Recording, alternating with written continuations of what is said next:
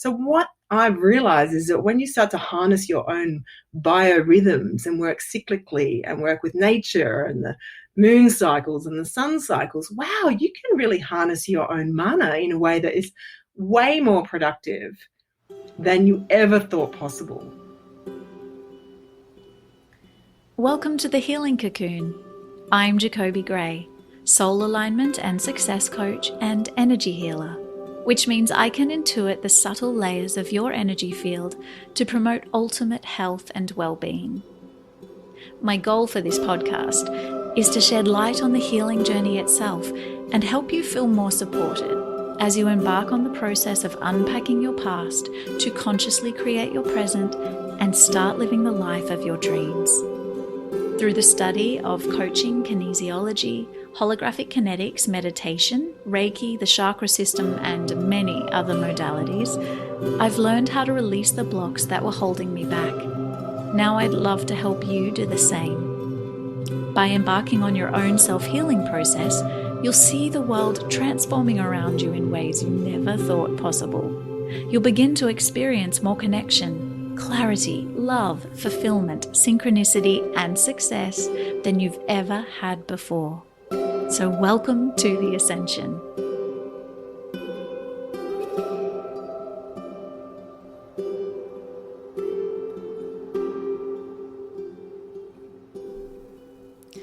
Hello, beautiful humans, and welcome to the second ever episode of the Healing Cocoon podcast. I have just returned home from the most beautiful restorative yoga class. You can probably tell from my voice that I'm feeling very dropped in. I always forget how divine restorative yoga is. I don't think we carve out enough time and space to do it in our lives, but if you're someone who really struggles to relax, you will find restorative yoga very challenging, but also ultimately very nourishing because you hold very simple poses for up to 5 minutes. And the goal is to allow every muscle to just deeply let go and your nervous system to your parasympathetic nervous system to activate. So you're no longer in fight or flight, but you move into rest and digest. And so you just feel really delicious afterwards and very relaxed. So I thought I would jump on now and introduce my next guest. Her name is Zoe Naylor, and I have known her for over 20 years. We met at drama school many, many moons ago. When we were both training to be actors at the University of, Queensland University of Technology. That's how long ago it was. I can't even remember the name. And we have had a really incredible and ultimately beautiful friendship journey that has had its ups and downs. And I think I should have Zoe back on the podcast at a later date where we can share what we've been through as friends and how we've found ourselves coming back together after probably a bit of a 10-year break, both as fully realized, healed women. It's a really beautiful story, so we will share that with you. But back to Zoe herself is a phenomenal person. Not only is she an accomplished actor, producer, MC, facilitator, host, and all of these other amazing things in the entertainment industry, she has struggled in the past with a battle with addiction, and she's spoken quite publicly about that. And as a result, she's committed the last decade to a wellness journey that's expanded her career to mentor people globally as part of her Kaftan Mama wellbeing enterprise. And Zoe's spirit, her humor, and her passion for wellbeing is absolutely infectious. And she frequently runs wellness workshops, provides essential oil education, offers her services as a doula, a coach, and a mentor. She facilitates mother blessings and moon circles, and is currently completing her second master's degree. That's the other thing. She's a bit of an overachiever. Her second master's degree in art therapy at Western Sydney University. And she's also completed her 200-hour yoga teacher training, her Gene Keys study, courses in sacred feminine power, Ayurvedic kitchen sadhana, shamanic womancraft training, and a course in permaculture. And as I said, Zoe's also an experienced journalist, MC, and keynote speaker. but she's very passionate, on the flip side, about her role as a partner to actor Aaron Jeffries and mama to Sophia and Beau. And it was Beau's home birth, actually, that inspired the incredible documentary that she co-wrote, co-directed and co-produced, which has garnered over 22 international awards to date. It's called Birth Time. And it's an incredible documentary. If you can get your hands on it, I highly recommend that you watch it. And she's actually now launching into, and I do believe recently just finished production on Kaftan Mama television series that she's aiming to enthuse, inspire, and educate people on how to live a more joyful, fulfilling, abundant, connected life. And she's in a position where she's really just wanting to give back because she's had her own trauma, she's worked through it, and now she's really present and committed to helping others. So this is a great chat and I hope you enjoy it. Let's dive right in. Tell me about 2010 in terms of healing for you. Well, I think, in my life, I'd traversed many rock bottoms, but I just wasn't listening, and I'm not religious, but, I think religion's a great gateway to spirituality. And they say that God only knocks on your door so many times before he throws a piano on your head. And I think, you've known me a long time, and I would say that you had observed times when you would have gone, that could be a rock bottom right there, but I just morphed it, into something else. We were talking before we pressed record about, for me, part of my life work is to have walked it, like it really lived experience. So when I hold space or teach from a place, people kind of go, oh, she knows it because she's been there, But in doing so, I've traversed to the threshold many times of places where, I didn't see that as the wake-up call. But 2010, my marriage had fallen apart, and, my flow of work in the entertainment business, the work was just like, it's like I ticked all the boxes, and I still couldn't feel that real sense of homeness. And in myself, I was like, that dis-ease was in myself. And once I left the marriage, then I realized that my behaviors were still happening, like the way I was partying and the choices I was making. So I went, oh, it's not actually outside myself. Maybe it's in me. And I went on this goddess retreat with my flatmate at the time. And on that retreat, I finally got to my knees, literally. And I was sobbing at this point, just going, I'm ready. Please make it quick. I'll do whatever it takes to just shift. Shouldn't have asked for to make it quick because, you're only given as much as you can handle. And, in my life, I've held a lot. But I think, they say, for lifetimes you've walked away from source, your inner light connection, oneness. And so when you turn around and you look back at where you've come from, you go, oh my goodness, there's a few things to traverse back here. But you only go thumbnail by thumbnail. Sometimes you even stop and can feel like you're going backwards, but it's very small. Because I wished for it to be quite robust, it all just came in really quick and fast. And what's really interesting on any healing journey, awakening journey, recovery, whatever you want to call it, is that there's angels around, literal angels, human angels, energy. And as long as you're open, you will be guided to your next action step, whatever that is, to help you start to heal, feel and heal. And that for me started with Aaron, my partner now of 10 years, and he was, a bit ahead of me on the path, and he suggested perhaps a 12-step program. And I was like, no way, I don't have a problem, he suggested some therapy. I'm like, no, not for me. Like, what? I'm an overachiever. I was school captain. I won scholarships to uni. I'm not a, what, And little by little, I started to go, and then different women and, just started unfolding, and then it hasn't stopped. And here we are.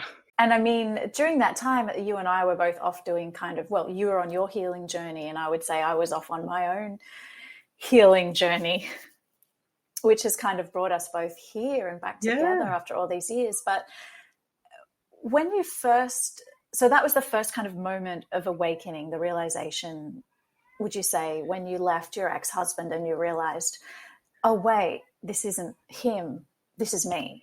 Correct. Was that the first time? Because I know there'd been several rock bottoms before that. So why was this one the impacting rock bottom? Because my behavior wasn't changing without him. You know, I've experienced codependent, drug-fueled relationships and partying and all those. Look, that's the very layman way to talk about it, because it's a lot, doesn't matter what your addiction or behavior is, they're all just markers for that deeper disease. But for mine, it really manifests in codependent relationships. And a lot of my self-worth was dependent on whether the guy loved me or not. And I didn't have embodied self-worth. I had externalized self-worth. You know, very good at overachieving, very good at the accolades and the external stuff. But that deep embodiment of peace, and it really is a measure of peace. That's why in recovery, I believe they call it a dis-ease. I don't necessarily prescribe the disease, but I think that feeling of homeness or oneness or peace, you know, that really revealed itself after I started to remove those external things, because you just hide there. You know, people hide in work. That's probably a place I can still numb out, in work and achieving things, you know.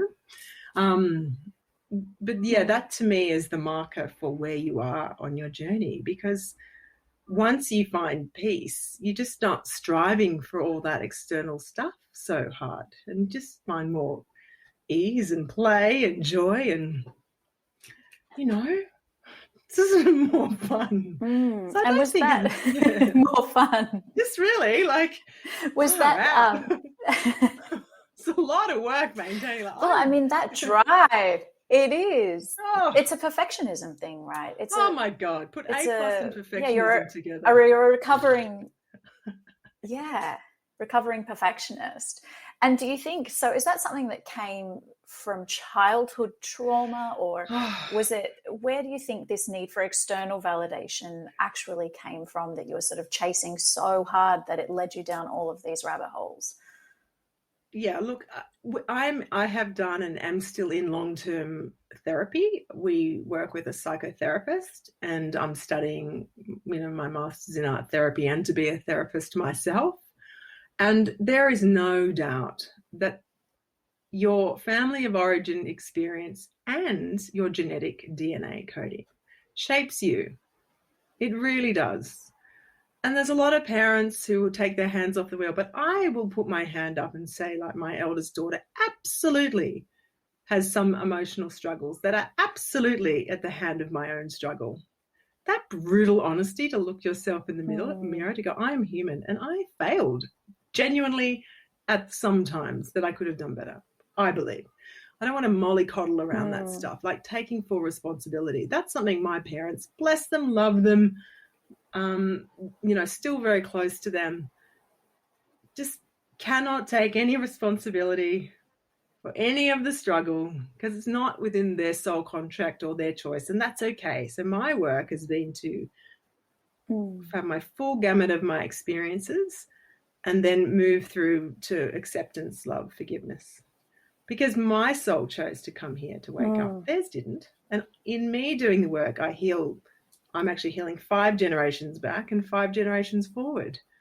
That's what I signed up for. I thought it was 7. Well, it depends. That's what the cliche says, but I tested with my chirokinesiologist and we're doing 5. But yeah, so family of origin. And at the moment, what's becoming obvious, it's not in my conscious mind. It's actually in my subconscious. And the only way I get to those core woundings is really by traversing to the subconscious. So art therapy taps the right side of the brain. Meditation uncovers the right side of the brain. It's held in the body. And right now I'm really, like Aaron and I are doing much deeper dives into intimacy, and it's all held in my body. My ability, like, it's all, oh God, breath work. I'm very keen to do really dynamic. I think I'm going to end up teaching that through Kaftan Mama, because I haven't yet found one that I go, oh, that's for me, you know. But they're practices, because it's in the work, and you realized, like, here I am 10 years in, and like I feel like I'm just starting. You know, getting rid of the addiction behavior, whatever that is just, that's layer 1. It gets really juicy when you come down into the subtle energy bodies, and doing the yoga teacher training, which I know you've done too, Jack, like just that awareness of all the subtle bodies. And like I don't know what we're teaching at school, but I tell you what, I'm doing my 3rd degree now, and I feel like I'm just starting. Like, I started my education when I started my healing path, and I want the children to get access to this earlier, because it's not about changing what happens to you, it's what you do with it. Because we all choose to come in with certain paradigms because that's where our soul left last time. That's my belief. So we choose the parents that allow us to come back, right? And then it's what we do with that. So we just need to get access to the younger people earlier so that they can get the tools and the people around them to help traverse this awakening. Was like not in their 40s, not after they've had their kids. Well, it doesn't matter when you start, really. Doesn't matter. I think that's really important to put it out there, because the second you step on the path, well, you can't unstep. No, once you you're can't on, unlearn. your soul is like, excellent, bingo. And once you have that small slither of awakening and you see just a glimpse of what it could be, it's like, that's it. You can never go back to being unconscious. And it's really painful, because that process of living unconsciously, but then becoming conscious, but still performing the unconscious habits and watching yourself do that, it's so excruciating. Until you finally get to the place where you're integrated and you're conscious and you're no longer doing the unconscious habits. But that period in between, it's painful as you observe yourself. Yeah, I don't know if you ever really look. I'm doing exactly what you just said now in some areas. Like, I'm really observing. What meditation does is just give you space to observe your actions and thoughts. It's easy to go to the Himalayas, and I've gone to India and sit in the ashram and go, oh, thank God. Try doing the practice with 2 kids and sleeplessness and money worries, and that's the practice. That's the work. So look, I am so far from being the integrated but I'm showing up for the job. And actually, when you get the essences of that integration and that real present moment, like, that Power of Now book, it sounds so simple, but to unwind and unravel from the conditioning, which is what I'm doing, the systemization of my whole being, it's like when you get glimpses of it, you go, oh, that is better than any drug. Sex, ice cream, that is better. And it's like, wow. But to maintain it, it's like, shit, it's tricky. Because the triggers happen from the moment you wake up. So one of my greatest, I'm going to interview, oh God, I keep banging the thing. That sounds like boom. Maybe the angels are with us. It sounds like a big gong. I thought maybe you might have. It's a marker. Do you have a sound bowl or something back there? No, I wish. I'll get there. But one of the greatest people that I've taken so much wisdom from is a man called Jost Sawyer. And he has a history of addiction and has just committed to his path. And he's now an amazing Chinese medicine practitioner, acupuncturist, healer. And he's just so well, he must be in his 60s. I don't know. He's like, his mana is like crazy. And early on, he wrote a book called Drug Repair That Works. And what he did was, rather than judge the drug, he'd say, what are you seeking from the drug? And then you got to recreate that in your natural life. So cocaine, for example, I just want to connect with people deeply and chat deeply, like not at 3 a.m. when everyone's like, but in real life. So I seek out friendships that I can traverse the 10 rungs of the topic board, not just 2 superficially, because then I'm like not fulfilled or nourished. If you're traversing heroin or marijuana, like that, taking that edge off that arousal of those drivers. So they're great markers. And he went on then to do another book called The Perfect Day Plan about harnessing your chi cycle in relation to the organs and the cycle of the day with the sun. So what I've realized is that when you start to harness your own biorhythms and work cyclically and work with nature and the moon cycles and the sun cycles, wow, you can really harness your own mana in a way that is way more productive than you ever thought possible. Because the biggest thing people say is, how do you do so much? And it's not, I'm not busy. My days are just full, and I do not waste time scrolling, and I don't drink. This is like the things that numb hours. I just choose not to do that anymore, because what I'm getting from conscious living and conscious enterprise is just so much more fun, And I say I want to fly business class, but grow my veggies. And I just want to play with people who want to do that too, and who want to put 2 feet in their path of healing, because then you're sharing the struggle as well as the wins, I'm interrupting this awesome chat to quickly tell you all about the free meditation I've created for peace, presence, and empowerment. It kind of sounds like a big promise, but when you break it down, a sense of inner peace comes from being present, because you're not feeling anxious about the past or worried about the future. You're simply with this moment here, right now. And empowerment is also a byproduct of presence, because what's the one similarity you notice about the people in your life who have the confidence to ask for what they need and want, not in a pushy or narcissistic way, but in a way that feels genuine, clear, and unattached to the outcome of their ask, which ultimately then makes you more receptive to fulfilling their needs and wants. That's true empowerment. And that one similarity that all those people have in common is presence.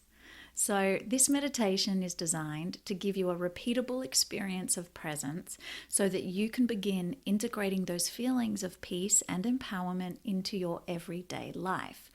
I'd love for you to try it out, ideally 2 to 3 times a week for a month. I know it's a commitment, but you've got this.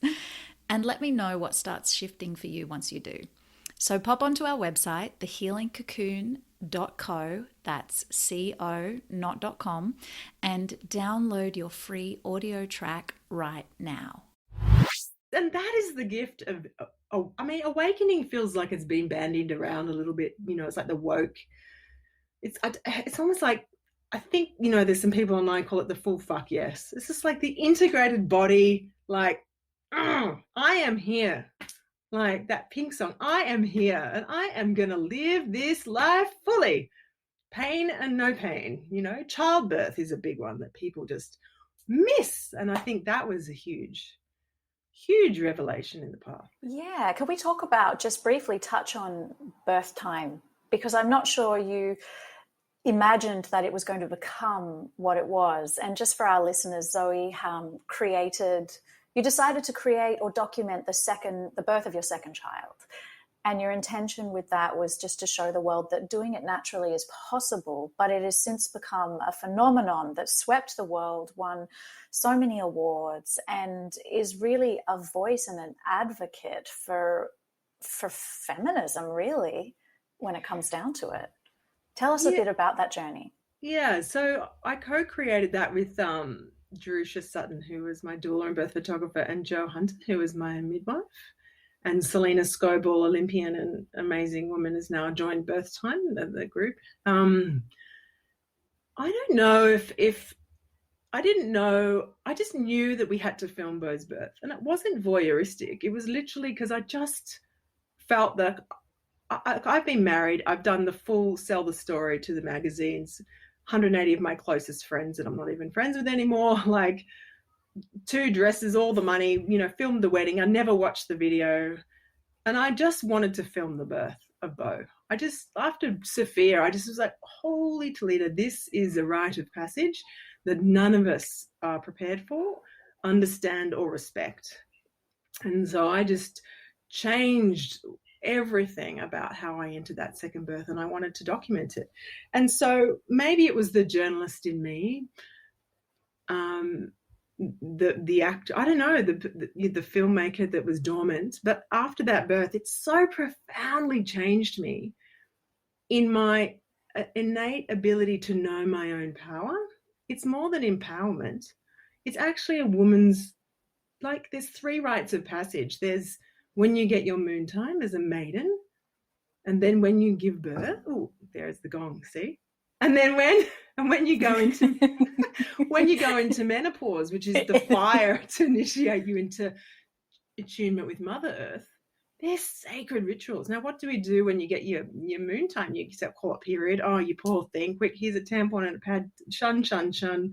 Everyone's like in a closed area. Whereas in tribal times, that was the time when women bled, was when they got clairvoyant and when they would know when the wars were coming or when the weather events were happening, right? So we just don't respect the power of the cycle from the get-go. So by the time you arrived at childbirth, we've handed over to medical practitioners who mostly are men in a system which is not conducive for childbirth. I mean, birthing is not an illness, but we put it in hospitals alongside the ill.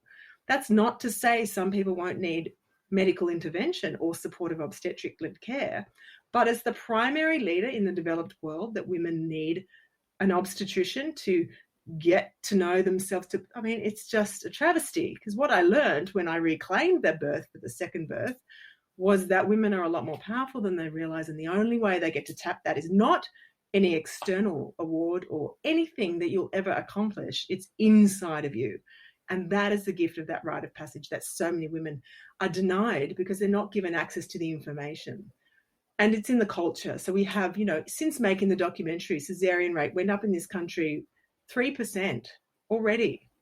It's madness. In Australia. In some hospitals, it's 80% around the developed world.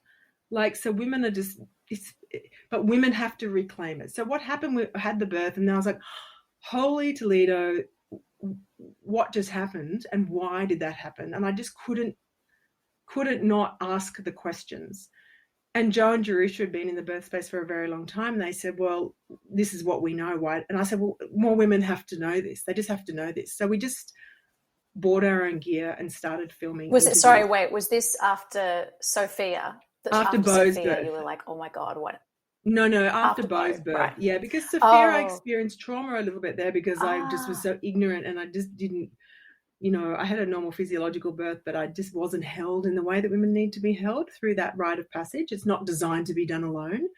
You need a team, and like an athlete would go to the Olympics, you're birthing a human being, like it's huge.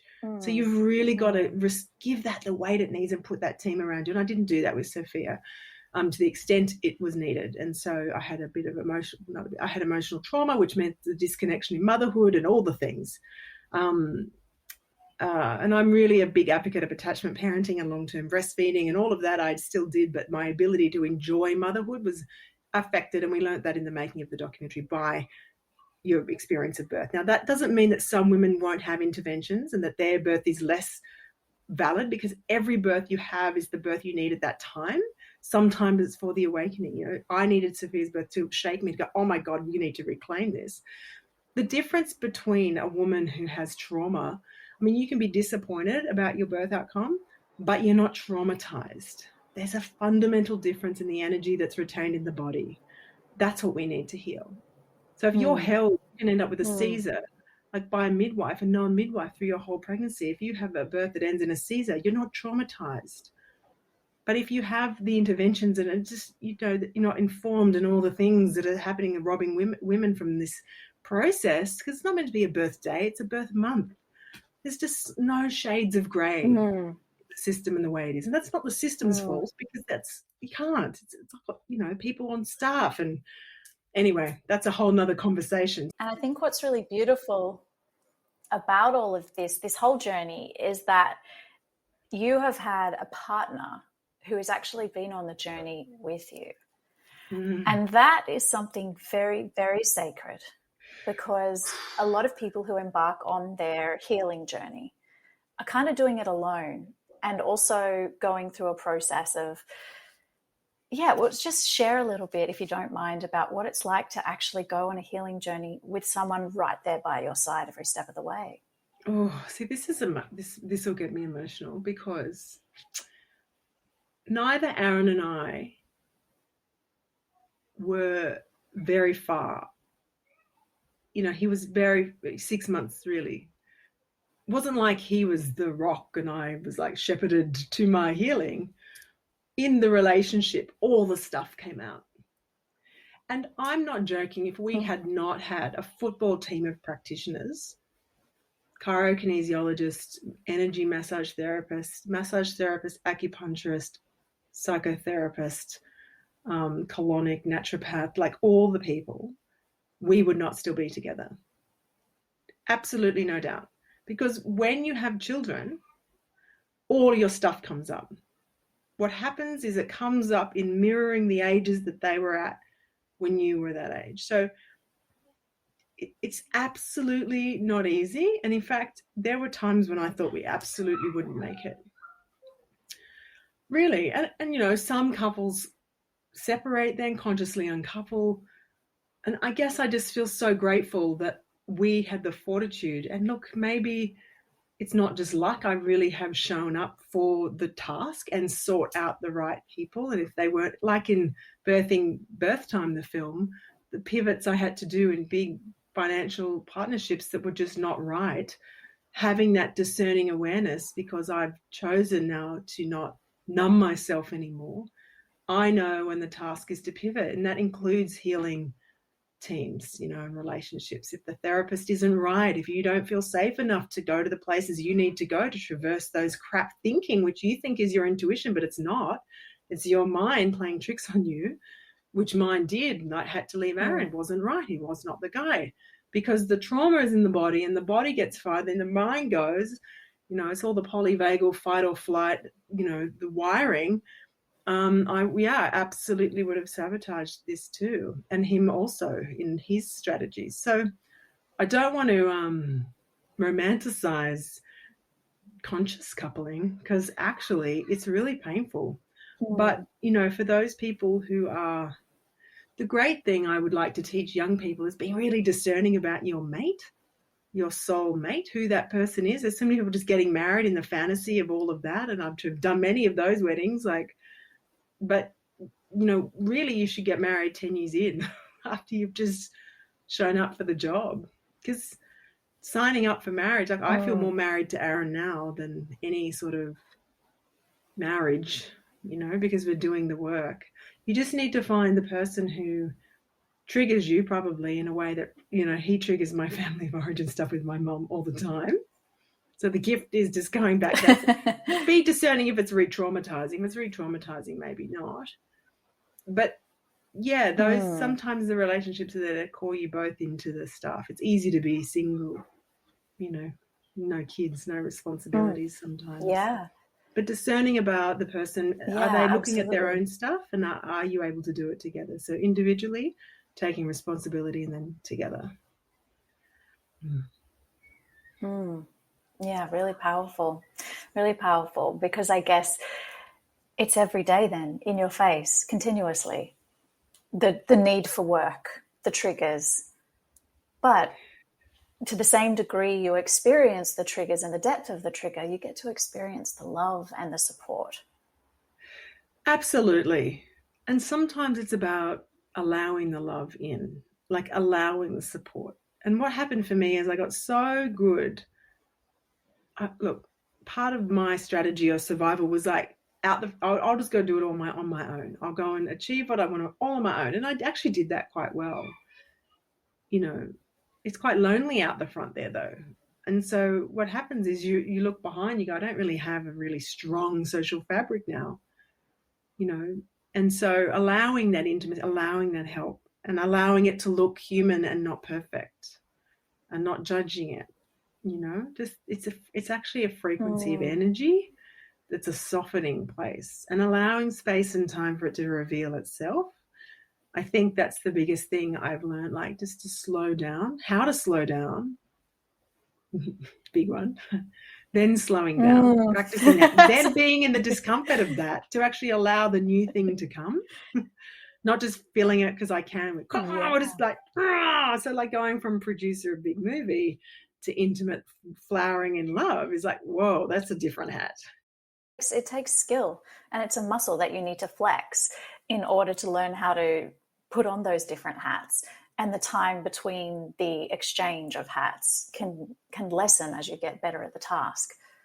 It's a masterclass, absolutely. And in fact, I think that is what I'm mastering at the moment.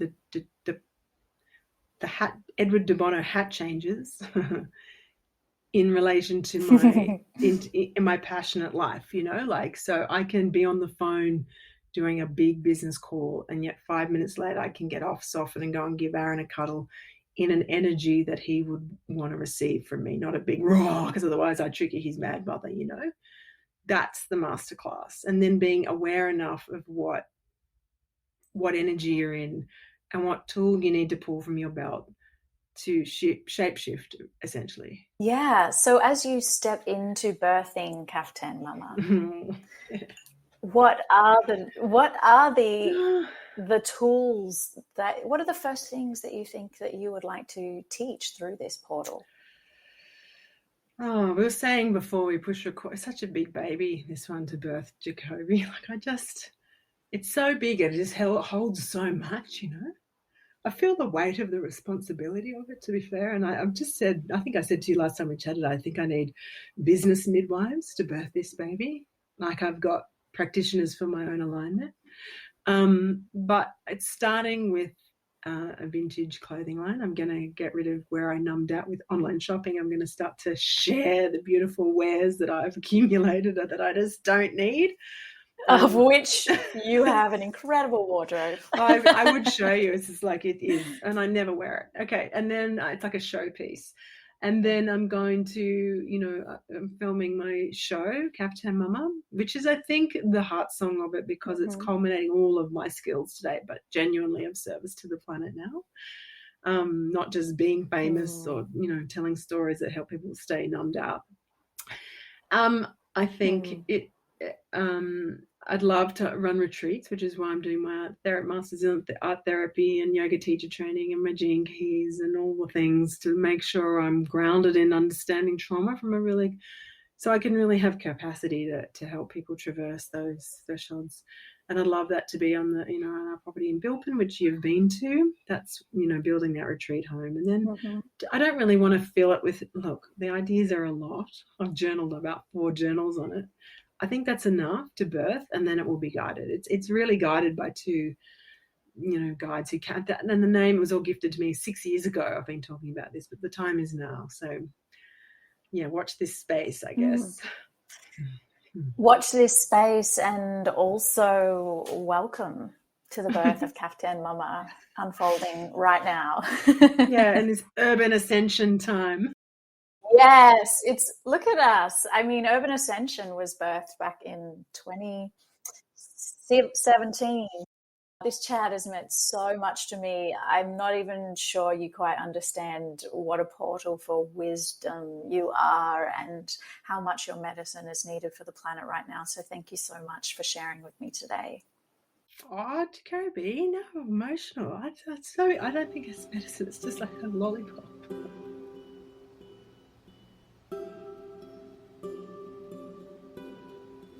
I hope this episode has inspired you to keep going on what can sometimes be a tough road to inner peace and true happiness. If you want to dive deeper into what we talked about today, go to thehealingcocoon.co for show notes and all things personal growth. And don't forget, if you're loving The Healing Cocoon, then put that love into action and subscribe, rate and review on iTunes, Spotify, or wherever you download your podcasts. And until next time, my friends, let's rise and shine together.